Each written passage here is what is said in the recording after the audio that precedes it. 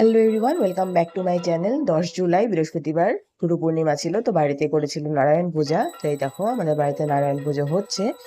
আর এই পুজোর ব্লগ আমি বানাতে পারিনি, সেজন্য তোমাদের সঙ্গে একটা ছোট্ট ভিডিও শেয়ার করলাম। তো সেদিন নারায়ণ পূজা করার যে কারণটাই ছিল এই যে আমার ভাইয়ের বিজনেস। তো এখানে আমাদের বাড়িতে ডিসপোজেবল কাপলেট এইসব ম্যানুফ্যাকচারিং করা হবে, তার মেশিন পত্র র মেটেরিয়াল সব কিছু আনা হয়েছে। আর যেহেতু বিজনেসটা স্টার্ট করবে, একটা শুভ কাজ, সেই জন্য নারায়ণ পূজা বাড়িতে দেওয়া হয়েছে। তো তোমরা সবাই আমার ভাইকে সাপোর্ট করো যেন ও বিজনেসটাতে অনেক ভালো করে এগিয়ে যেতে পারে। আর তারপর মা এখানে খিচুড়ি লাবড়া এইসব দিয়ে আমাদের ঘরে যে রাধা গোবিন্দ আছে সেই রাধা গোবিন্দকে ভোগ দিয়েছিল।